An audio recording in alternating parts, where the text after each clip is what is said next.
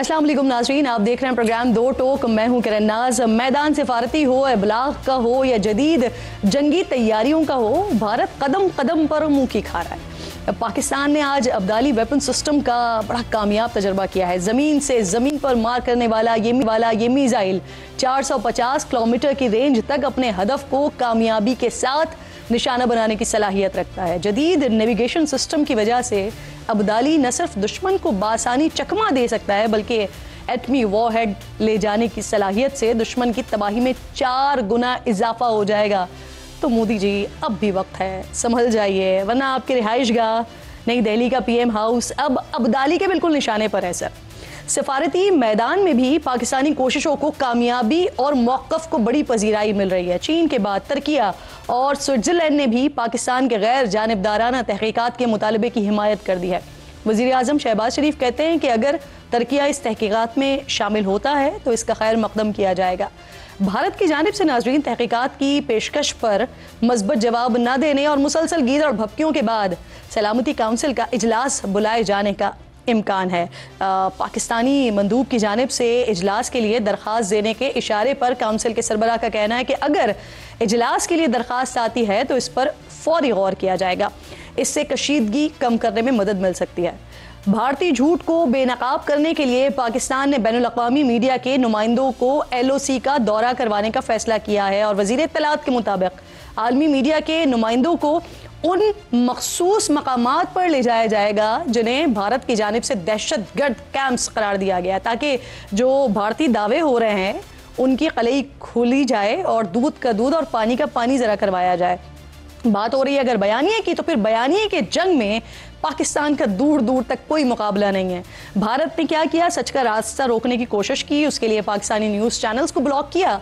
तो फिर हमने टेक्नोलॉजी का इस्तेमाल करते हुए भारत में पाकिस्तानी जंगी तराने यूट्यूब पर बतौर इश्तिहार चलवा दिए।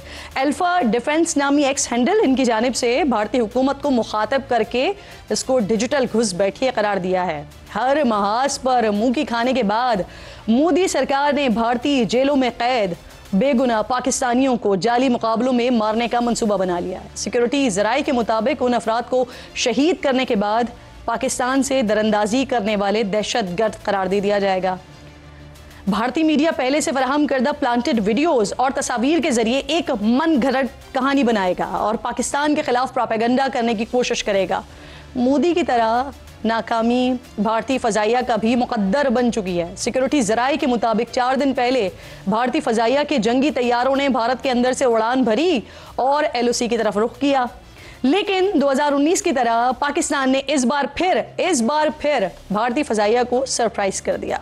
मिलने वाली अपडेट्स के मुताबिक नाज़रीन पाकिस्तान के जैमर्स ने भारतीय फ़ज़ाइया के रडार्स जैम कर दिए, कम्युनिकेशन सिस्टम में खलल डाल दिया, जिस पर भारतीय तैयारों को फौरी तौर पर वापस पलटना पड़ा, जिससे वाज़ेह होता है कि भारत नए जदीद जंगी जहाज़ खरीद कर भी पाकिस्तान के मुकाबले में ख़ुद को कमज़ोर महसूस कर रहा है। मौजूदा हालात में मोदी ने मौके से फ़ायदा उठाते हुए भारत में ज़ात पात की बुनियाद पर मर्दमशुमारी का हुक्म दे दिया। इससे न सिर्फ अक़लियतों के ख़िलाफ़ एक बयानिया बनाने में मदद मिलेगी, बल्कि हिंदुओं को मुत्तहद करने का रास्ता भी हमवार होगा। भारतीय रियासत बिहार में होने वाले इलेक्शंस ये शिमाल की वाहिद रियासत है जहां अभी तक बीजेपी अक्सरियत के बल पर हुकूमत नहीं बना सकी है। ज़ातों के इंदराज से मोदी को बिहार इलेक्शन में इंतखाबी फ़ायदे की भी उम्मीद है। इसी तमाम तर सूरत हाल पर बात करने के लिए आज मेरे इंतहाई मोअज़्ज़ज़ मेहमान हैं गुरपतवंत सिंह पन्नू साहब, जो कि सिख फॉर जस्टिस के सरबराह हैं, मुझे ज्वाइन कर रहे हैं। मैं आपकी शुक्रगुजार हूँ, आपके वक्त की शुक्रगुजार हूँ। जिस तरह के स्टेटमेंट्स ये जब से ये जंगी माहौल बना है आपकी तरफ से दिए जा रहे हैं, आपकी तरफ से स्टेटमेंट्स आ रहे हैं। अब पहलगाम वाक़े पर हम देख रहे हैं कि स्विट्ज़रलैंड की तरफ से तहकीकात में ताउन की पेशकश का इजहार किया गया है। तो पाकिस्तान तो ऑब्वियसली सर इस बात के लिए तैयार है, पाकिस्तान तो खुद कह रहा है कि आप न्यूट्रल करवा लें तहकीकात, लेकिन क्या भारत तैयार होगा इसके लिए? सब तो पहला भैन तुहानू भी ते पाकिस्तान दे अवाम ते मेरे भैन भरावां नू वाहिगुरू जी का खालसा वाहिगुरू जी की फतेह। कि जिहड़ी तुसी गल कह रहे हो कि इन्वेस्टिगेशन करवा लो, I think that's a very passive response from Pakistan. सब तो पहला ये कहना चाहिए कि जी एविडेंस लैके आओ। ਜਦੋਂ ਤੁਸੀਂ always giving a passive response on the back foot as if Pakistan is somehow involved. That's what this gives the idea. ਜਿਹੜਾ ਪਹਿਲਗਾਮ ਹੈ, ਜੇ ਤੁਸੀਂ ਉਸ ਨੂੰ ਦੇਖੋ, ਉਹ 2025 ਚ ਹੁੰਦਾ ਹੈ। Now you go back to 2000, ਜਦੋਂ ਪ੍ਰੈਜ਼ੀਡੈਂਟ ਕਲਿੰਟਨ ਛੱਤੀ ਸਿੰਘਪੁਰਾ ਆਉਂਦਾ ਹੈ, ਭਾਰਤ ਆਉਂਦਾ, ਤੇ ਛੱਤੀ ਸਿੰਘਪੁਰਾ ਦੇ ਵਿੱਚ 35 ਸਿੱਖ ਜਿਹੜੇ ਆ ਉਹ ਭਾਰਤੀ ਫੌਜ ਵੱਲੋਂ ਮਾਰੇ ਜਾਂਦੇ ਆ। ਇਲਜ਼ਾਮ ਜਿਹੜਾ ਹੈ ਉਹੀ ਕਸ਼ਮੀਰੀਆਂ ਦੇ ਉੱਤੇ, ਤੇ Pakistan backed Kashmiri freedom fighters ਤੇ ਪਾਕਿਸਤਾਨ ਇਨਵੋਲਵ ਹੈ। ਪਰ 25 ਸਾਲ ਬਾਅਦ ਲੈਫਟੀਨੈਂਟ ਜਨਰਲ KS ਗਿੱਲ ਦੀ ਵੀਡੀਓ ਤੁਸੀਂ ਦੇਖ ਸਕਦੇ ਹੋ, ਕਹਿ ਰਿਹਾ ਕਿ ਜੀ ਇੰਡੀਅਨ ਆਰਮੀ ਦੇ ਕੈਪਟਨ ਦੇ ਰਾਹੀਂ ਪੂਰੀ ਡੈਥ ਸਕੁਐਡਸ ਨੇ, ਸਾਡੀ ਆਰਮੀ ਨੇ ਜਿਹੜੇ ਉਹ ਸਿੱਖ ਮਾਰੇ ਸੀ। ਨਾਓ ਫਾਸਟ ਫਾਰਵਰਡ 25 ਇਅਰਸ ਪਹਿਲਗਾਮ ਹੁੰਦਾ ਹੈ। ਹੁਣ 25 ਸਾਲ ਤੁਸੀਂ ਹੋਰ ਵੇਟ ਨਹੀਂ ਨਾ ਕਰ ਸਕਦੇ ਕਿ ਜੀ ਇੱਕ ਇੰਡੀਪੈਂਡੈਂਟ ਇਨਵੈਸਟੀਗੇਸ਼ਨ ਹੋਵੇ। ਅਸੀਂ ਇਨਵੈਸਟੀਗੇਸ਼ਨ 'ਚ ਮਦਦ ਕਰਨ ਲਈ ਤਿਆਰ ਹਾਂ। ਸਵਾਲ ਹੋਣਾ ਚਾਹੀਦਾ ਹੈ ਕਿ ਪੁੱਟ ਦੀ ਐਵੀਡੈਂਸ ਆਊਟ। एविडेंस क्यों नहीं दे रहे? ये पाकिस्तान इन्वॉल्व है या पाकिस्तान का कोई सर, अगर वो एविडेंस होते तो वो जिस दिन ये कहा गया था मोदी की तरफ से कि सजा देगा हम, तो उसी वक्त ही फिर वो एविडेंस भी साथ साथ आ जाते। लेकिन आज 11-12 दिन हो गए, एविडेंस तो नहीं है ना, तभी वो फिर फेस सेविंग की कोशिश करें। गुरपतन साहब, मुझे ये फरमाइए, आपने ऐलान किया सर कि अगर ये जंग करने की कोशिश करते हैं तो जो वहां पर सिख सिपाही हैं वो बगावत करेंगे, वो जासूसी करेंगे, वो पाकिस्तान के खिलाफ साथ नहीं देंगे। तो ये सब करने के लिए ना सर भारतीय फौज के अंदर रवाबित होना जरूरी है। तो आपके राब्ते हैं फौज के अंदर, और कितने ऐसे सिपाही हैं, कितने ऐसे अफसरान हैं, कितने ऐसे लोग हैं जो साथ नहीं देंगे?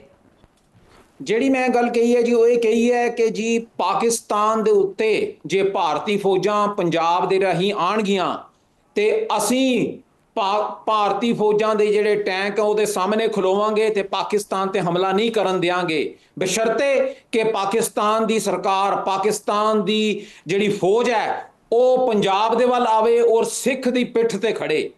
ਜਿਹੜੇ ਮੈਂ ਭਾਰਤੀ ਫੌਜਾਂ ਦੇ ਵਿੱਚ ਸਿੱਖ ਭਰਾਵਾਂ ਨੂੰ ਕਿਹਾ, ਉਹਨਾਂ ਨੂੰ ਮੈਂ ਯਾਦ ਦਿਵਾਇਆ ਕਿ ਇਹ 1965 ਨਹੀਂ ਹੈ, 1971 ਨਹੀਂ ਹੈ, ਜਦੋਂ ਤੁਸੀਂ ਭਾਰਤੀ ਹੋ ਕੇ ਭਾਰਤੀ ਫੌਜ ਲਈ ਲੜਦੇ ਸੀ।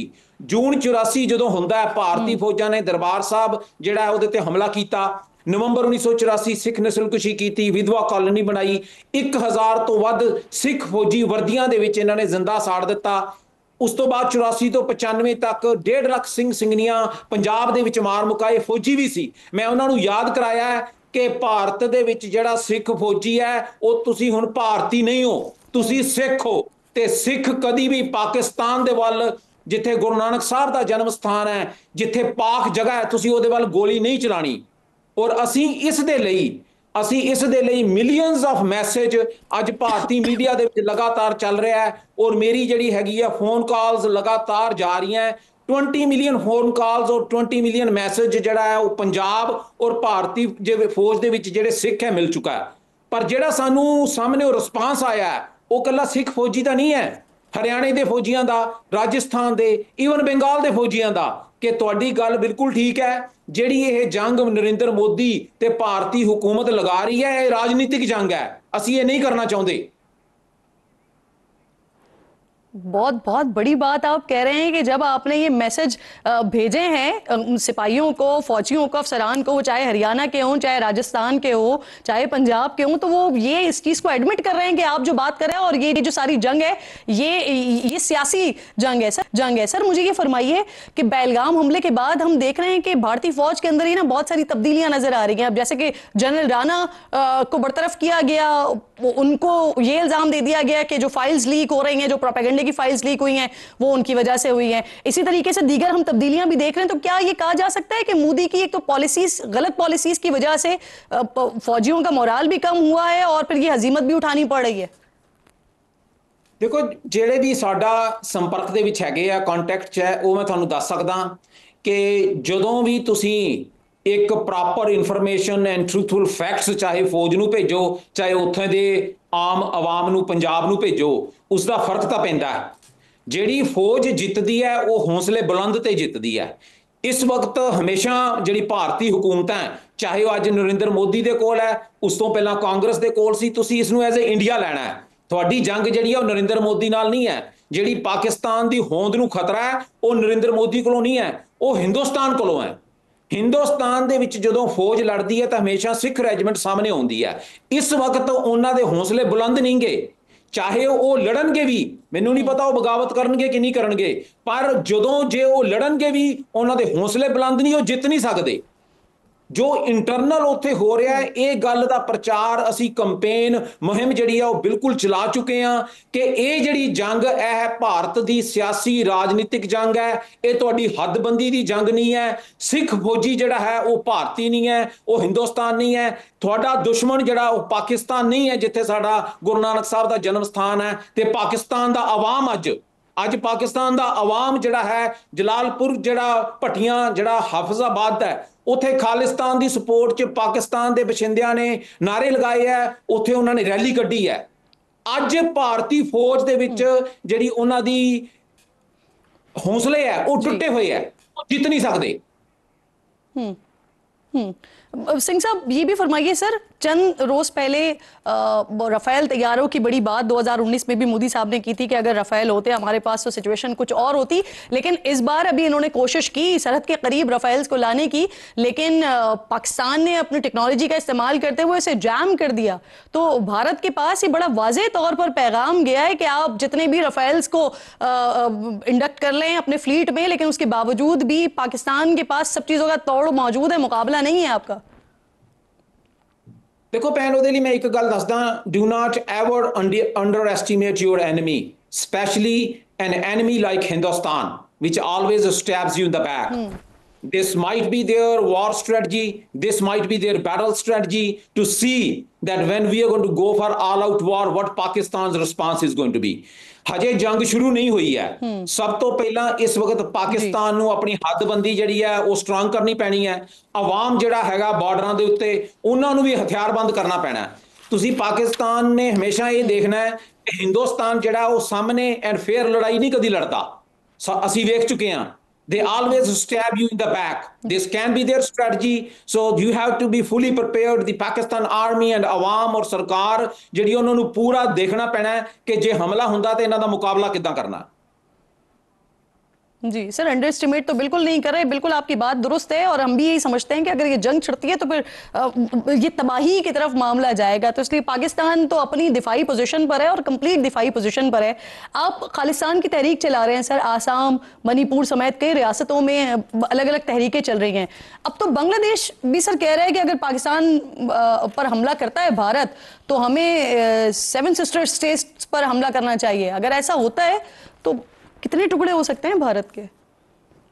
देखो, मैनू आसाम ਦਾ ਜਾਂ ਉਸ ਹਿੱਸੇ ਦਾ ਨਹੀਂ ਮੈਨੂੰ ਪਤਾ ਵੀ ਉਹ ਕੀ ਕਰ ਸਕਦੇ ਆ ਕੀ ਨਹੀਂ ਕਰ ਸਕਦੇ, ਕਿ that's more of a basically nationalist campaigns. ਉਹ ਤੋੜਨਾ ਨਹੀਂ ਚਾਹੁੰਦੇ, ਉਹਨਾਂ ਨੂੰ ਨਰਿੰਦਰ ਮੋਦੀ ਤੇ ਹਿੰਦੂਤਵਾ ਦੁਸ਼ਮਣ ਲੱਗਦਾ, ਉਹ ਇਸ ਤੋਂ ਆਪਣੀ ਜਾਨ ਛੁਡਾਉਣਾ ਚਾਹੁੰਦੇ ਆ। ਪਰ ਮੈਂ ਇੱਕ ਗੱਲ ਦੱਸ ਸਕਦਾ, ਜਿਹੜੀ ਤਾਰੀਖ ਅਸੀਂ ਚਲਾਉਂਦੇ ਆ, ਜਿਸ ਦੇ ਵਾਸਤੇ ਅਸੀਂ ਜੂਨ 1984 ਤੋਂ ਲਗਾਤਾਰ ਜਦੋਜਹਿਦ ਕਰਦੇ ਪਏ ਹਾਂ, ਉਹ ਹੈ ਪੰਜਾਬ ਦੀ ਆਜ਼ਾਦੀ, ਭਾਰਤ ਦੇ ਕਬਜ਼ੇ ਚੋਂ ਪੰਜਾਬ ਨੂੰ ਖਾਲਿਸਤਾਨ ਬਣਾਉਣਾ। ਜੇ ਅੱਜ ਨਰਿੰਦਰ ਮੋਦੀ ਪਾਕਿਸਤਾਨ ਦੇ ਉੱਤੇ ਹਮਲਾ ਕਰਦਾ ਹੈ, ਜੰਗ ਕਰਦਾ ਹੈ, ਤੇ ਇਹ ਮੈਂ ਤੁਹਾਨੂੰ ਦੱਸ ਸਕਦਾ, this is going to be the last battle of Narendra Modi. Narendra Modi is going to die a political death. ਰਾਜਨੀਤਿਕ ਮੌਤ ਹੋਏਗੀ ਨਰਿੰਦਰ ਮੋਦੀ ਦੀ। ਪੰਜਾਬ ਜਿਹੜਾ ਭਾਰਤ ਦੇ ਕਬਜ਼ੇ ਚੋਂ ਅਸੀਂ ਆਜ਼ਾਦ ਕਰਾਵਾਂਗੇ, and the road to the independence of Kashmir runs through Punjab. And I can assure you ਕਿ ਜਿਹੜਾ ਭਾਰਤ ਅੱਜ ਤੁਸੀਂ ਦੁਨੀਆ ਦੇ ਨਕਸ਼ੇ ਤੇ ਵੇਖਦੇ ਹੋ, ਹਿੰਦੁਸਤਾਨ ਦਾ ਨਕਸ਼ਾ ਇਸ ਦੁਨੀਆ ਤੋਂ ਮਿਟੇਗਾ ਤੇ ਉਸ ਚੋਂ ਪੰਜਾਬ ਇੱਕ ਅਲੱਗ ਮੁਲਕ ਜਿਹੜਾ ਉਹ ਖਾਲਿਸਤਾਨ ਬਣੇਗਾ। सही सही सर, मोदी सरकार ने इस वक्त ज़ात की बुनियाद पर मर्दमशुमारी का ऐलान किया है, और ये वो एक मुतालबा है जो अपोजिशन पहले बारहा करती रही है, लेकिन मोदी सरकार हमेशा से इनकार करती रही है। अब इस मौके पर इसकी क्या आपको वजह समझ आती है? ऐसा तो नहीं है सर कि इसकी आड़ में अक़लियतों को और हिंदुओं के अंदर ही जो उनकी ज़ातें मौजूद हैं उनको निशाना बनाया जाए? देखो, वो तो पहला तो ही करते पे है। ਜਦੋਂ ਭਾਰਤ ਦਾ ਸੰਵਿਧਾਨ, ਜਿਸ ਨੂੰ ਇਹ ਆਪਣਾ ਗੁਰੂ ਮੰਨਦੇ ਸਾਰੀ ਦੁਨੀਆ ਦੇ ਵਿੱਚ, ਡਾਕਟਰ ਅੰਬੇਦਕਰ ਨੇ ਲਿਖਿਆ, ਤਾਂ ਉਸ ਨੇ ਕਿਸੇ ਦਾ ਫਾਇਦਾ ਨਹੀਂ ਕੀਤਾ, ਬਲਕਿ ਜਿਹੜਾ ਦਲਿਤ ਸਮਾਜ ਹੈ, ਜਿਸ ਨੂੰ ਇਹ ਦੱਸਦੇ ਦਲਿਤ ਸਮਾਜ, ਉਹਨਾਂ ਨੂੰ ਹਮੇਸ਼ਾ ਦੇ ਲਈ ਉਹਨਾਂ ਨੇ ਇਨਫੀਰੀਅਰ ਬਣਾ ਦਿੱਤਾ, ਸਲੇਵ ਬਣਾ ਦਿੱਤਾ, ਗੁਲਾਮ ਬਣਾ ਦਿੱਤਾ ਇਸ ਭਾਰਤੀ ਹਕੂਮਤ ਦੇ। ਉਹਨਾਂ ਨੇ ਕਲਾਸ ਸਿਸਟਮ ਆਲਰੇਡੀ ਬਣਾ ਦਿੱਤਾ ਕਿ ਜਿਹੜਾ ਦਲਿਤ ਸਮਾਜ ਹੈ ਉਹ ਇਸ ਹਿੰਦੂ ਜਿਹੜਾ ਬ੍ਰਾਹਮਣਵਾਦ ਹੈ ਉਸ ਤੋਂ ਹੇਠਾਂ ਹੈ, ਫਿਰ ਉਸ ਤੋਂ ਹੇਠਾਂ ਹੈ। ਸੋ ਉਹਨਾਂ ਨੇ ਪਿਨ ਪੁਆਇੰਟ ਕਰਕੇ ਲਗਾਤਾਰ ਜਿਹੜੀ ਉਹਨਾਂ ਦੀ ਕਿਲਿੰਗਸ ਆਲਰੇਡੀ ਕਰਵਾਈ ਹੈ। ਜਦੋਂ ਇਹ ਕਾਸਟ ਦੇ ਬੇਸ ਦੇ ਉੱਤੇ ਸੈਂਸਸ ਕਰਦੇ ਆ, that is just to mark ਕਿ ਕਿੰਨੂੰ ਤੁਸੀਂ ਨਿਸ਼ਾਨਾ ਬਣਾਉਣਾ ਹੈ। ਜੇ ਤੁਸੀਂ ਦੁਨੀਆ ਦੇ ਵਿੱਚ, ਜੇ ਇਹਨਾਂ ਨੇ ਆਪਣੇ ਭਾਰਤ ਦੇ ਵਿੱਚ ਹਕੂਮਤ ਕਰਨੀ ਹੈ ਤੇ ਕਿਹੜੀ ਕਮਿਊਨਿਟੀ ਨੂੰ ਉਸ ਵਕਤ ਕਿਹੜੀ ਜਗ੍ਹਾ ਦੇ ਉੱਤੇ ਡਾਊਨ ਕਰਨਾ ਹੈ, ਕਿੱਥੋਂ ਵੋਟਾਂ ਲੈਣੀਆਂ ਹੈ। ਪਰ ਮਸਲਾ ਇਸ ਵਕਤ ਸੈਂਸਸ ਦਾ ਨਹੀਂ ਗਾ, ਆਪਣਾ ਪਾਕਿਸਤਾਨ ਦਾ, ਪੰਜਾਬ ਦਾ ਜਾਂ ਤੁਹਾਡਾ। ਆਪਣਾ ਮਕਸਦ ਹੈ ਕਿ ਜੇ ਇਹ ਲਗਾਤਾਰ ਹਮੇਸ਼ਾ ਧਮਕੀ ਦਿੰਦੇ ਆ, ਥ੍ਰੈਟ ਕਰਦੇ ਆ ਪਾਕਿਸਤਾਨ ਨੂੰ ਕਿ ਜੀ ਅਸੀਂ ਹਮਲਾ ਕਰ ਦੇਣਾ, ਅਸੀਂ ਲੜਾਈ ਕਰ ਲੈਣੀ ਹੈ, ਔਰ ਆਪਾਂ ਹਮੇਸ਼ਾ ਪੈਸਿਵਲੀ ਬੈਕਫੁੱਟ ਤੇ ਆਉਂਦੇ ਆ। I think Pakistan has to take a bold stand today on the threats of the war, and the only way the Pakistan ਜਿਹੜਾ ਪ੍ਰੈਜ਼ੈਂਟ ਫਾਰਮ 'ਚ ਰਹਿ ਸਕਦਾ ਹੈ ਉਹ ਹੈ ਪੰਜਾਬ ਦੀ ਆਜ਼ਾਦੀ, Khalistan. That's what I always says Pakistan हल खालिस्तान। सिंह साहब मुझे ये फरमाइए, सर ये फरमाइए, इस वक्त देखिए भारत में पहलगाम हमले के बाद जिन लोगों ने मोदी के खिलाफ आवाज उठाई उनके खिलाफ क्रैकडाउन हो रहा है। अब कश्मीर में जिस तरह के हालात हैं, लोगों के घर बाकायदा गिराए जा रहे हैं, दर्जनों लोगों को गिरफ्तार किया जा रहा है और मजीद भी प्लानिंग्स आ रही हैं सामने। सर क्या सिखों के खिलाफ भी कोई क्रैकडाउन वगैरह हो रहा है भारत में? ਸਾਡਾ ਤਾਂ ਜੂਨ 84 ਤੋਂ ਲਗਾਤਾਰ ਕ੍ਰੈਕਡਾਊਨ ਹੀ ਹੋ ਰਹੇ ਭੈਣ ਜੀ। ਸਾਡੀ ਤਾਂ ਨਸਲਕੁਸ਼ੀ ਜੂਨ 84 ਤੋਂ ਲੈ ਕੇ ਨਵੰਬਰ ਤੱਕ ਹੋਈ ਹੈ, ਨਵੰਬਰ ਤੋਂ ਲੈ ਕੇ 95 ਤੱਕ ਹੋਈ ਹੈ। ਅਸੀਂ ਇੱਕ democratic and peaceful campaign with the most potent weapon of the century ਕਲਮ ਔਰ ਪੈਨ ਦੇ ਨਾਲ ਚਲਾਉਂਦੇ ਆ। ਓਵਰ 600 ਸਾਡੇ ਜਿਹੜੇ ਐਕਟਿਵਿਸਟ ਹੈ ਉਹਨਾਂ ਦੇ ਉੱਤੇ ਇਹਨਾਂ ਨੇ UAPA ਲਗਾ ਕੇ, ਸੈਡੀਸ਼ਨ ਲਗਾ ਕੇ, ਦੇਸ਼ ਧਰੋਹ ਦਾ ਕੇਸ ਪਾ ਕੇ ਪਿਛਲੇ 5 ਸਾਲਾਂ ਤੋਂ ਅੰਦਰ ਕੀਤੇ ਹੋਏ ਹੈ। ਇਸ ਮਹੀਨੇ ਸਾਡੇ 25 ਜਿਹੜੇ ਐਕਟਿਵਿਸਟ ਹੈ ਉਹ ਪੰਜਾਬ ਦੇ ਵਿੱਚ ਫੜੇ ਗਏ ਹੈ। ਸਿੱਖਾਂ ਦੇ ਉੱਤੇ ਜਿਹੜਾ ਲਗਾਤਾਰ ਤਸ਼ੱਦਦ ਹੈ ਔਰ ਦੇਸ਼ ਧਰੋਹ ਦਾ ਕੰਮ ਹੈ ਔਰ ਜਿਹੜੀ ਸਾਡੀ ਕੰਪੇਨ ਆ ਉਹ ਤਾਂ ਸਾਡੀ ਲਗਾਤਾਰ ਚੱਲਦੀ ਪਈ ਹੈ। ਔਰ ਦੁਨੀਆ ਦੇ ਵਿੱਚ ਜਦੋਂ ਪਹਿਲਗਾਮ ਹੋਇਆ ਹੈ, ਔਰ ਦਿਸ ਇਜ਼ ਵੈਰੀ ਅਨਫੋਰਚੂਨੇਟ ਕਿ 250 ਮਿਲੀਅਨ ਜਿਹੜਾ ਭਾਰਤ ਦਾ ਮੁਸਲਮਾਨ ਹੈ ਉਹ ਆਪਣੇ ਆਪ ਨੂੰ ਨੈਸ਼ਨਲਿਸਟ ਦੱਸ ਕੇ ਤੁਹਾਡੇ ਖਿਲਾਫ, ਪਾਕਿਸਤਾਨ ਦੇ ਖਿਲਾਫ ਸਟੇਟਮੈਂਟ ਦੇ ਰਿਹਾ ਹੈ। ਔਰ ਪਾਕਿਸਤਾਨ ਜਾਂ ਦੁਨੀਆ ਦੇ ਵਿੱਚ ਜਦੋਂ ਦੁਨੀਆ ਵਸਦੀ ਹੈ ਉਹ ਮੁਸਲਮਾਨ ਨੂੰ ਇਹ ਸਮਝਦੇ ਵੀ ਸ਼ਾਇਦ ਪਾਕਿਸਤਾਨ ਦੀ ਮਦਦ ਕਰੇਗਾ। ਸਿਰਫ ਇੱਕ ਕੌਮ ਨਿਕਲ ਕੇ ਸਾਹਮਣੇ ਆਈ ਹੈ, ਉਹ ਅਸੀਂ ਖਾਲਿਸਤਾਨ ਵਾਲੇ। ਅਮਰੀਕਾ, ਕੈਨੇਡਾ, UK, ਆਸਟ੍ਰੇਲੀਆ ਔਰ ਪੰਜਾਬ ਇੱਕੋ ਇੱਕ ਹੱਲ ਹੈ, ਇੱਕੋ ਇੱਕ ਪਾਕਿਸਤਾਨ ਦਾ ਜੋ ਸਾਥ ਦੇ ਰਿਹਾ ਹੈ ਉਹ ਖਾਲਿਸਤਾਨੀ ਪੱਖੀ ਲੋਕ ਹੈ, ਉਹ ਸਿੱਖ ਹੈ। ਔਰ ਤੁਸੀਂ ਇਹ ਮੰਨ ਕੇ ਚੱਲਣਾ ਹੈ। ਜੀ ਜੀ ठीक, बहुत बहुत शुक्रिया आपका गुरपतवंत सिंह साहब, आप मौजूद थे और आपके वाजे तौर पर जब से ये मामला शुरू हुआ है तब से आपकी तरफ से बड़ा वाजे पैगाम भी आ रहा है और बड़ा वाजे आप बता भी रहे हैं कि अगर पाकिस्तान के खिलाफ कोई मुहिम जोई की कोशिश भारत की जानिब से की जाती है तो फिर सिख वहाँ पर क्या करेंगे, आपकी जो एक जमात है वो वहाँ पर क्या करेगी। बहुत शुक्रिया आपके वक्त का। खुरम दस्तगीर साहब मुझे ज्वाइन करें प्रोग्राम में, साबिक़ वज़ीर दिफा भी हैं। बहुत शुक्रिया खुरम साहब आपके वक्त का। सर सबसे पहले तो मैं जा रही हूँ ज़रा ये जो आज का हमने कामयाब तजर्बा किया है ना अब्दाली के हवाले से, उस पर हम बात कर लें। एक तो एटमी वॉरहेड ले जाने की सलाहियत रखता है, 450 किलोमीटर तक हदफ को निशाना बना सकता है और जो इस पे सोने पे सुहागा है वो नाम भी इसका अहमद शाह अब्दाली के नाम पर दिया गया है, जिन्होंने हिंदुस्तान में मराठों को ऐसी धूल चटाई थी कि भूले तो नहीं है वो आज तक। जी वालेकुम अस्सलाम, बहुत शुक्रिया आपने मुझे मदऊ किया। पाकिस्तान की बड़ी दुरुस्त स्ट्रेटजी है कि हिंदुस्तान को ये बावर करा दिया जाए कि अगर वो कोई जंगी एडवेंचर करता है तो पाकिस्तान के पास उसकी अगरचे अफवाज की जो तादाद है उसमें बड़ा फ़र्क है। पिछले कुछ अरसे से हिंदुस्तान की जो इक़्तिसादी ताकत है वो भी पाकिस्तान से ज़्यादा है, लेकिन उसके बावजूद पाकिस्तान की अफवाज जो हैं उनके पास ऐसी फैसिलिटीज़ मौजूद हैं जिसमें ऑफ कोर्स हमारे दोस्त मुल्क चीन का भी एक ख़ास रोल है कि हम हिंदुस्तान की किसी भी एडवेंचर का बहुत वाज़े और मौसर जवाब दे सकते हैं। आपने देखा कि पाकिस्तान एयरफोर्स ने अपने कुछ जो वेपन्स थे उनके बाकायदा तस्वीरें रिलीज की।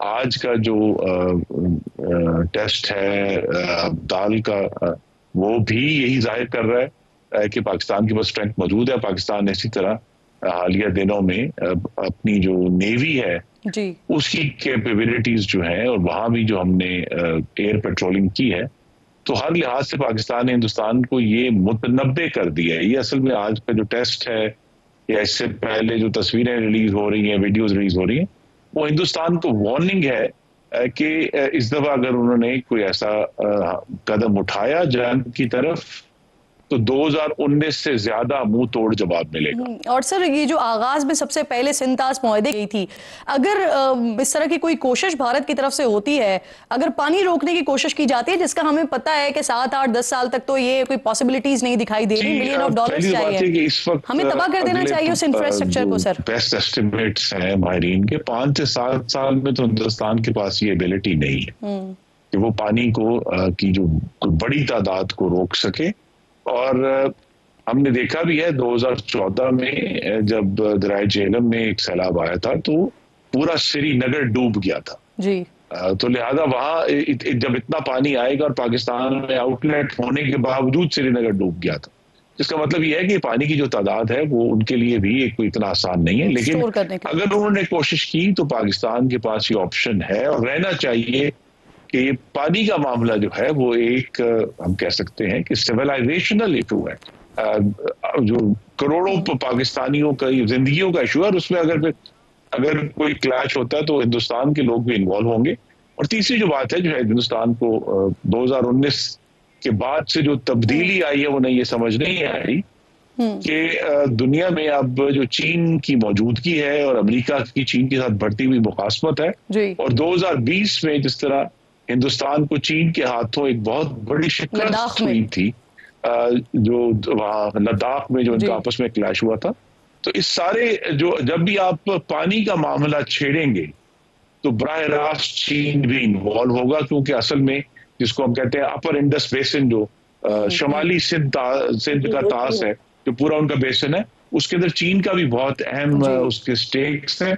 और इंडिया का भी जो ब्रह्मपुत्र दरिया है, जो पूरा उनका मशरक में जो उनका बेसिन है, वो भी सारा चीन से उसका सोर्स है, तो वहां से भी वो पूरी तरह वल्नरेबल है। ये सब चीजें ये इंडिकेट करते हैं कि हिंदुस्तान को अपना जंगी जुनून छोड़कर जो वजीर आज़म पाकिस्तान ने एक बड़ी दुरुस्त और कहते हैं क्लीन हैंड जो ऑफर की हुई है कि इसकी न्यूट्रल इन्वेस्टिगेशन करवाएं और उस हम जो उसका नतीजा आएगा हम उसके लिए तैयार है, क्योंकि पाकिस्तान इस मामले में इन्वॉल्व नहीं है। और आज आपके नाज़रीन ने सुना भी हो शायद कि जो स्विट्जरलैंड की हुकूमत है उन्होंने ऑफर कर दी है सर जाहिर की ऐसी इन्वेस्टिगेशन को कंडक्ट करने। बिल्कुल बिल्कुल ऐसा ही है। खुर्रम साहब साथ ही मौजूद रहिएगा। अब एक अहम सवाल ये भी है कि बार बार हम पूछ रहे हैं कि एपीसी हो जाए या फिर जो बाकी ऑपोजिशन की जमातें हैं उनको भी ब्रीफ किया जाए, तो कल डीजी आईएसपीआर और वजीर इत्तलात जो है वो तमाम सियासी जमातों को मौजूदा सूरत हाल को लेकर ब्रीफ करेंगे। अब इसमें पाकिस्तान तहरीक इंसाफ एक अहम स्टेक होल्डर है, वो शिरकत करेगी या नहीं करेगी, इस पर भी बात करेंगे। खुर्रम साहब भी साथ मौजूद है, शौकत यूसुफजई साहब भी ज्वाइन करेंगे। ब्रेक लीजिए, ब्रेक के बाद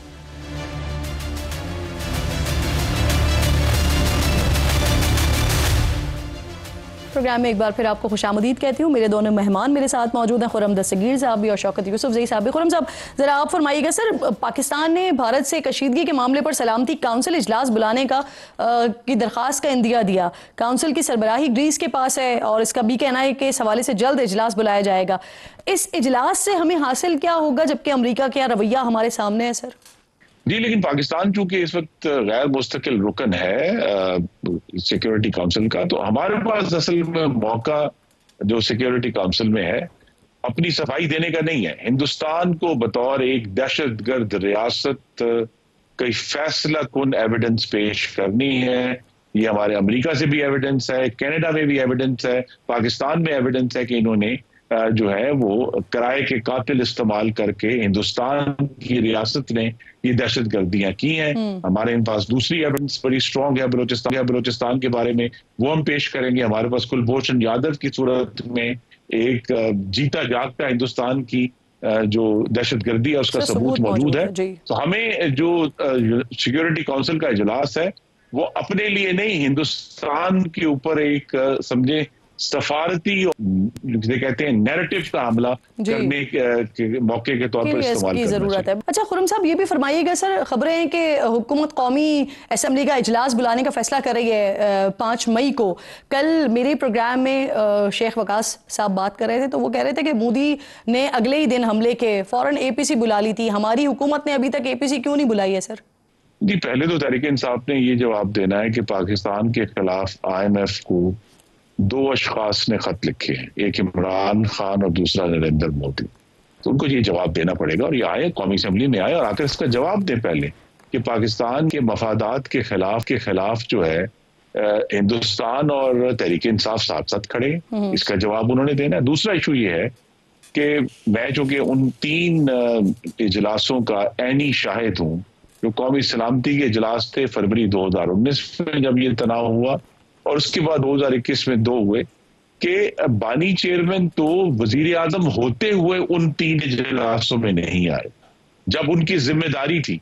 तो आज तो उनकी जिम्मेदारी नहीं है, तो अगर वो उनके वजीर आजम होते हुए उनकी गैर मौजूदगी में कौमी सलामती के अमूर डिस्कस किए जा सकते हैं, तो आज तो उनके पास कोई सरकारी जिम्मेदारी नहीं है। तो लिहाजा जो पार्लियामान है वो आज खुद APC है, वहां इनकी बहुत तवाना तादाद है, आए और जो असल चीज हम ढूंढ रहे हैं कि ऐसे मौके पे वो सियासत खेलने की बजाय, अपने सियासी इक़्तिदार की गेम खेलने की बजाय पाकिस्तान और पाकिस्तान के लोगों की सलामती के साथ अपनी गैर मशरूत और वाबस्ती का ऐलान करें, जो अभी तक उन्होंने नहीं किया। सर इस पर भी ज़रा फरमाइएगा, मकबूजा कश्मीर में इस वक्त सूरत हाल बड़ी क्रिटिकल है। अब 30 40 साल हो गए, वो ख़वातीन जो शादियां करके वहाँ पर गई थी उन्हें निकाला जा रहा है, बच्चे बेचारे, शौहर वो वहाँ पर रह गए, ख़वातीन यहाँ पर वापस आ गई। मिशाल मलिक साहिबा वो आज कह रही हैं कि शिमला मुआहदा ख़त्म करने का मुतालबा उनकी तरफ से किया गया है सारी सिचुएशन पर। आप कैसे देखते हैं ये तो जो मकबूजा कश्मीर में हमें ये केस भी कश्मीरियों का पाकिस्तान में लड़ना है दुनिया के सामने, कि जब भी ऐसे वाकयात होते हैं तो उसकी पहली सजा जो है, बल्कि इज्तिमाई सजा हमारे जो मकबूजा कश्मीर में भाई और बहनें उनको मिलती है। अब तक जो नंबर्स आ रहे हैं जो बता रहे हैं कि 2000 के करीब जो है कश्मीरी गिरफ्तार हैं और दर्जनों घर जो है उन्होंने मुख्तलिफ जगहों पर गिरा दिए हैं। और इस तरह की जो जिसका आपने जिक्र किया कि डिपोर्टेशंस कर रहे हैं जबरदस्ती की, जो बच्चों की माएँ हैं जो 30 साल से वहां है, उनको जो है निकाला जा रहा है पाकिस्तान, जो पाकिस्तानी नजात जो थी। लिहाजा ये जो मुस्तकिल तौर पे कश्मीरियों के इंसानी हकूक की जो पामाली है, और उसमें जो 1 लाख कश्मीरी हिंदुस्तानी फौज ने शहीद किए हैं वो शामिल नहीं है, जो बहुत सारी जो कश्मीरी खवातीन की जो है, मैं लफ्ज इस्तेमाल नहीं करना चाहता, किस्मत दरी की है, वो सब चीजें, और जो उन हजारों कश्मीरी नौजवानों की जो गुमशुदगियां हैं, उनका टॉर्चर है, वो सब उसमें शामिल है। तो ये भी एक पाकिस्तान के इनिशिएटिव का हिस्सा होना है, क्योंकि जो मकबूजा कश्मीरी हैं उनका केस भी इंशाल्लाह पाकिस्तान लड़े। सही, बहुत बहुत शुक्रिया आपका खुर्रम दस्तगीर साहब, प्रोग्राम में आप साथ मौजूद थे। हम गुफ्तगू कर रहे थे कल कौमी सलामती के अहम मामले पर। DG ISPR और वजीर इत्तलात सियासी जमातों को ब्रीफिंग देने जा रहे हैं। पाकिस्तान तहरीक इंसाफ का इस पर क्या स्टांस है, शौकत यूसुफजई साहब मुझे ज्वाइन कर रहे हैं, उन्हीं से बात करते हैं। बहुत शुक्रिया। अस्सलाम वालेकुम शौकत साहब, दावत मिल गई होगी यकीनन आप लोगों को, और ये मामला ऐसा है कि अब श्योर आप जा भी रहे होंगे इस पर। बिस्मिल्लाहिर्रहमानिर्रहीम, बहुत शुक्रिया। देखिए, जहाँ तक तहरीक इंसाफ की शमूलियत का ताल्लुक है, देखिए अभी तो ये फैसला कोर कमेटी ने करना है और कोर कमेटी की मीटिंग अभी हुई नहीं है, तो शायद वो फैसला कैसे करे वो तो जाहिर पार्टी कोर कमेटी करेगी। लेकिन मैं ये अर्ज करना चाहता हूँ कि इस हुकूमत को भी थोड़ा इस तरफ तवज्जो देने की जरूरत है कि यकजहती की तरफ जाए इस मुल्क के अंदर, और जब तक कौम को इकट्ठा ना किया जाए, यकजहती ना लाई जाए, और ये जो वज़रा की तरफ से जो PTI के खिलाफ जो कार्रवाइयाँ ये बंद ना हो, तो मैं समझता हूँ कि इससे थोड़ा बहुत, वैसे तो पूरी कौम अपने इदारों के साथ खड़ी होगी। अल्लाह ना करे कि इतनी जरूरत हो इंडिया की तरफ से वो हमला करे, तो उस सूरत में तो पूरी कौम खड़ी होगी। सारे मौजूद वतन है, किसने क्या कहाँ जाना है, सब पे इस मुल्क में ही रहना है और इस मुल्क का दिफा हम सब पे फर्ज है। लेकिन जो चीज मुझे नजर आ रही है कि इमरान खान के दौर में, अगर आपको याद है, इंडिया की तरफ से इस तरह की जो भी हरकत हुई थी उसका मुंह तोड़ जवाब दिया गया था। अगर ये हुकूमत चाहती है इमरान खान को बाहर निकाल के और सर मुंह तोड़ जवाब हुकूमत की तरफ से बिल्कुल दिया गया था, लेकिन शौकत साहब आपको ये भी याद होगा कि उस वक्त भी यही ऑपोजिशन जमातें जो आज इख्तिदार में हैं ये कहा करती थी कि PTI ने हमें दीवार से लगा दिया है। लेकिन जब वो इंसिडेंट हुआ था और उसके बाद जो पाकिस्तान ने जिस तरह का जवाब दिया था, तो उसमें ऑपोजिशन जमातें आपके साथ मौजूद थी, असेंबली के अंदर मौजूद थी। शहबाज शरीफ साहब ने उस वक्त भी खड़े होकर कहा था कि हम साथ हैं आपके। तो सर अभी कल ये ब्रीफिंग होनी है और उससे पहले अभी आप कह रहे हैं कि कोर कमेटी का इजलास होना है, तो ये इजलास क्या बुला लिया गया है? क्योंकि कल तो मीटिंग होनी है सर। नहीं देखें, अब ये तो इनका काम था ना, ये मीटिंग तो बहुत पहले हो जानी चाहिए थी। पार्लियामेंट का मुश्तरका इजलास बुलाना चाहिए ना, वो सबसे अहम है। आपने पार्लियामेंट का मुश्तरका इजलास नहीं बुलाया, प्राइम मिनिस्टर की अभी तक कोई स्पीच नहीं आई सामने, मतलब सिवाय उसके जो उन्होंने इब्तदात के अंदर की थी, बाकी कौम को एतमाद में तो नहीं लिया गया अभी तक। यानी ये ऐसा लग रहा है कि जैसे कोई नूरा कुश्ती हो रही है। भाई एक मुल्क आपको धमकी दे रहा है और आप बड़े आराम के साथ कभी सोमालिया वाले से मिल रहे हैं, कभी इससे मिल रहे हैं, कभी आपको आपको अपनी कौम को एतमाद में सर लेने शौकत की जरूरत है। साहब देखें, आप बात कर रहे हैं कि कौमी असम्बली का मुश्तरका इजलास बुला लिया जाए, सलमान अकरम राजा साहब वो कह रहे हैं एपीसी बुला ली जाए, हुकूमत ये चाह रही है कि कल आप तमाम जमातें जितनी भी ऑपोजिशन में हैं या इक़्तिदार में हैं वो सारी की सारी आ जाएं और उनसे बात कर ली जाए। तो सर किसी भी तरीके से बात की जाए, लेकिन सलामती का इशू है, बात करने का एक फोरम तो मिल रहा है, तो क्यों ना इंटरनल मामलात को रखकर साइड पे कौमी यकजहती का मुजाहरा किया जाए। सर देखिए, जहां तक सलामती का इशू है ना, उस पर तो हम सारे एक साथ हैं, मैं तो आपसे कह रहा हूँ। लेकिन ये जो नाजायज हुकूमत है, जिस अंदाज से ये अभी तक इमरान खान की बहनों को मुलाकात की इजाजत नहीं दे रही, इसके बावजूद कि इंडिया और पाकिस्तान की कशीदगी हो रही है, ये इसका क्या मकसद है? ये आप समझती हैं कि ये यकजहती की तरफ ये हाथ बढ़ा रहे हैं? ये आप समझती हैं कि ये मुल्क के अंदर यकजहती चाहते हैं? ये तो चाहते हैं कि इसी तरह हो। इस हालात में भी ये अब बात नहीं आ रहे हैं। मुझे ये बता दीजिए शौकत साहब, कितने परसेंट चांसेस हैं सर कि आप कल ब्रीफिंग का हिस्सा होंगे? सर नहीं देखिए, वो तो पार्टी फैसला करेगी ना, अभी पार्टी ने फैसला नहीं किया। लेकिन मैं अर्ज कर रहा हूँ कि अगर इमरान खान को बुला लिया जाए और उनसे गाइडेंस ले ली जाए तो क्या इसमें क्या कबात क्या है? क्या वो पाकिस्तानी नहीं है? इस वक्त तो सियासत की भेंट चढ़ा है ना इनके इंतकाम की, तो वो इंतकाम की आगे एक साइड पे रखे ना। जब हमें इतना वो दे रहे हैं कि जी आप सर मौजूदा हुकूमत के लोग आपको काउंटर आर्ग्यूमेंट में ये कहते हैं कि उनके दौर में कौमी सलामती के 3 दफा इजलास हुए थे, लेकिन उसमें भी इमरान खान साहब बतौर वजीर आजम खुद शरीक नहीं हुए थे, तो अब तो वो इस पूरी हायरार्की का हिस्सा नहीं है। नहीं बिल्कुल वो है, उसकी बहुत बड़ी पार्टी है, वो पार्टी सबसे बड़ी पार्टी है कौमी असम्बली के अंदर भी, सेनेट में भी उसकी नुमाइंदगी है, चारों सूबों में। तो ये बात कहना कि जी वो रिलेवेंट है, वो रिलेवेंट नहीं है, ये पाकिस्तान की सलामती का मामला है, ये कोई शहबाज शरीफ या उनका मामला नहीं है। अभी तक नवाज शरीफ की तरफ से कौन सा इतना बड़ा मैसेज आया, पैगाम आया कौम की तरफ के खड़े हो जाए? वो भी तो अभी तक खामोश है ना। शरीफ फैमिली कितनी खामोशी के साथ खेल रही है सारा खेल। इनको आगे आना चाहिए, प्राइम मिनिस्टर को फ्रंट फुट पे आना चाहिए, लेकिन वो चीज नजर नहीं आ रही। सिर्फ विसाखा को आगे क्या हुआ है और क्या। लेकिन चले सर हम उम्मीद करते हैं कि ये जो मामला है इस वक्त एक कौमी सलामती का मामला है, तो एक यकजहती नजर आए, तमाम जमातों की जानिब से नजर आए। बहुत शुक्रिया एक छोटा सा ब्रेक लीजिए नाजरीन, ब्रेक के बाद वापस आते हैं और ऑब्वियसली भारत की बात करते हैं।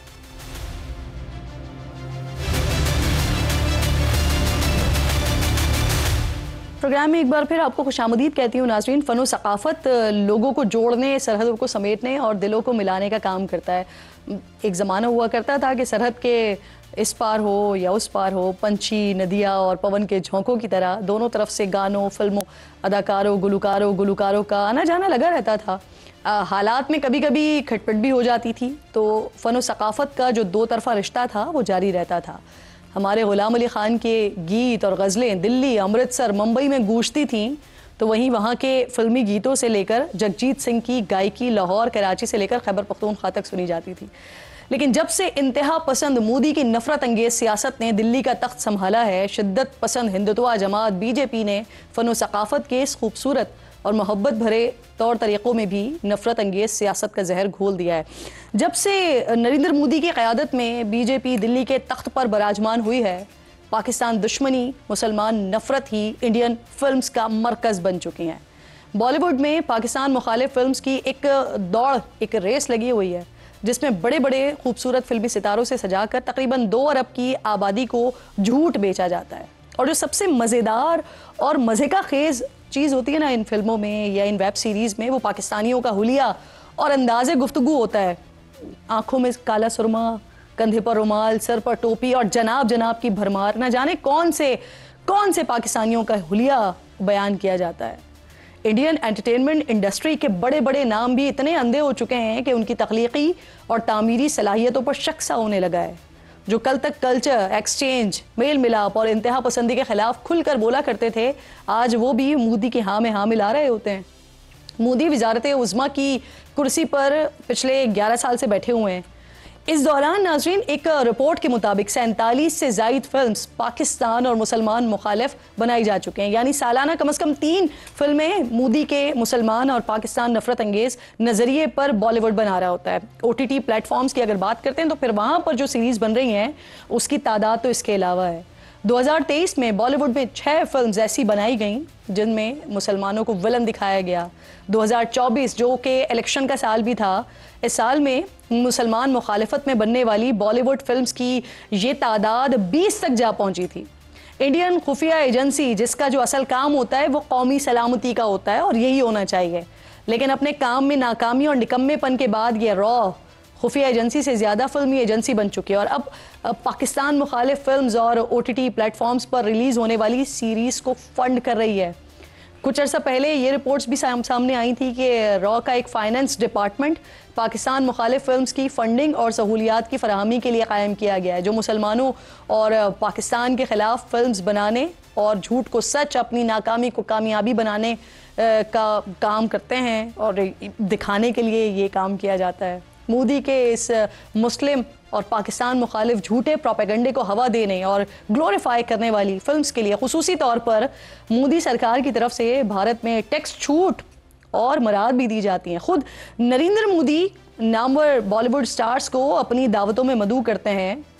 यूं सियासी मैदान के साथ साथ फ़न व सकाफ़त की दुनिया में भी मोदी अपना इंतहा पसंद हिंदुत्व का बीज गहराई तक बो चुके हैं और इस बॉलीवुड को अपनी प्रोपेगेंडा मशीन बनाकर अपनी नफरत का एजेंडा परवान चढ़ा रहे हैं।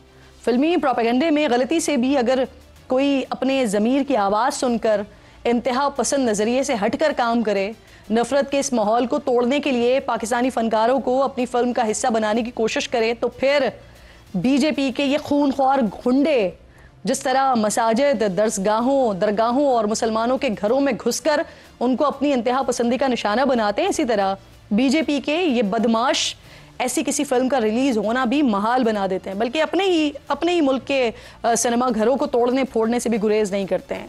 अगर कोई स्टार मोदी सरकार के खिलाफ हो रहे किसी भी एहतजाज में चला जाए तो बस उसके खिलाफ नफरत का ऐसा प्रोपेगेंडा किया जाता है, देखते ही देखते आसमान पर पहुंचे हुए ये फिल्मी सितारे बेचारे ज़मीन पर आ गिरते हैं। और ऐसा ही हाल चंद साल पहले दीपिका पादुकोण के साथ भी हुआ था, जब वो 2020 में दिल्ली की जवाहरलाल यूनिवर्सिटी में तलबा और असातिज़ा पर इंतहा पसंदों के तशद्दुद के ख़िलाफ़ तलबा के एक मुजाहरे में कुछ मिनट्स के लिए शिरकत करने चली गई थी, जिसके बाद दीपिका की फिल्म के बॉयकॉट समेत उन्हें सोशल मीडिया पर परिस्तारों की सख्त नफरत का सामना भी करना पड़ा था। सिर्फ यहीं तक बात महदूद नहीं है। मोदी की नफरत से भरपूर अंधी कानून साजी पर जब वेटरन अदाकार नसीरुद्दीन शाह ने तनकीद की थी, तो यही बीजेपी के इंतहा पसंद गुंडे उनके खिलाफ भी सरगर्म हो गए थे। इसी तरह जब सलमान खान और करण जौहर ने पाकिस्तानी फ़नकारों के इंडिया में काम करने की हिमायत की, आमिर खान ने भारत में बढ़ती हुई अदम बर्दाश्त पर बात की और शाहरुख खान ने मजहब की बुनियाद पर तफरीक को तनकीद का निशाना बनाया, तो उस वक्त इन सभी सुपरस्टार्स को मोदी की नफरत की लगाई हुई आग के सामने चुप होना पड़ गया था। मोदी के इक़्तिदार में आने के बाद से बॉलीवुड की वो चंद आवाज़ें जो कभी सच, हक, प्यार और अमन की बात कर लिया करती थी, अब वो सब भी इंतहा पसंद हिंदुत्व नज़रिए के तले दब कर बिल्कुल ही खामोश हो चुकी हैं। फिर भी अगर कोई हिम्मत कर ले तो फिर उसके साथ वही होता है जो कल फवाद खान की 9 साल बाद बॉलीवुड में बनने वाली फ़िल्म के साथ आजकल हो रहा है। पहले भारतीय हुकूमत की तरफ से उस फिल्म की रिलीज़ की इजाज़त से इनकार की इत्तलात आई और अब जो बीजेपी की बदमाशी है, इनके हाथों अपना हशर नशर होने के डर से जो डिस्ट्रीब्यूटर्स हैं, जो सिनेमा मालिकान हैं, वो भी फवाद खान की बॉलीवुड फिल्म लगाने से इनकार कर रहे हैं। अब इसी के साथ एक और फिल्म को इस वक्त इंडिया में बीजेपी की इंतहा पसंदी का बड़ा सामना करना पड़ रहा है। हिंदू मज़हब में ज़ात पात के ख़ात्मे के लिए जिद्दोजहद पर बनने वाली एक फ़िल्म फुले, इसको रिलीज़ की इजाज़त इसलिए नहीं दी जा रही थी कि इससे बरामनों की दिल आज़ारी हुई है। इंडियन सेंसर बोर्ड ने सच्ची कहानी पर बनने वाली फिल्म के अक्सर सीन्स को तो एडिट करने का हुक्म दे दिया है। यानी जिस बॉलीवुड में मुसलमानों को बुरा, ख़राब और ना जाने क्या क्या बनाकर पेश किया जा रहा है और ऐसी फिल्म्स को बिना रुकावट रिलीज़ किया जा रहा है, वहीं हिंदू कास्ट सिस्टम पर अगर कोई सच्ची कहानी बना रहा है तो उसको दिखाने की भी इजाज़त नहीं है कि उनकी दिल आज़ारी होगी। हम और आप जो आज इस वतन अजीज़ में पाकिस्तान में खुलकर आज़ादी की साथ ले रहे हैं ना, मर्जी की ज़िंदगी गुजार रहे हैं ना, तो हमें अल्लाह रब्बे जुल जलाल का शुक्र अदा करने के साथ साथ अपने बुज़ुर्गों को भर भर कर दुआएं देनी चाहिए कि वो लोग कितने दूर अंदेश थे कि आपको और हमें दहाइयों पहले आने वाले इस खौफनाक अजाब से बचा गए हैं। वक्त ख़त्म हो गया प्रोग्राम का। इंशाल्लाह नाज़रीन से मुलाकात होगी कल। अपना और अपने मुल्क का ख़ास ख्याल रखिए। फ़लस्तीन को, कश्मीर को अपनी दुआओं में याद रखिए। अल्लाह निगहबान।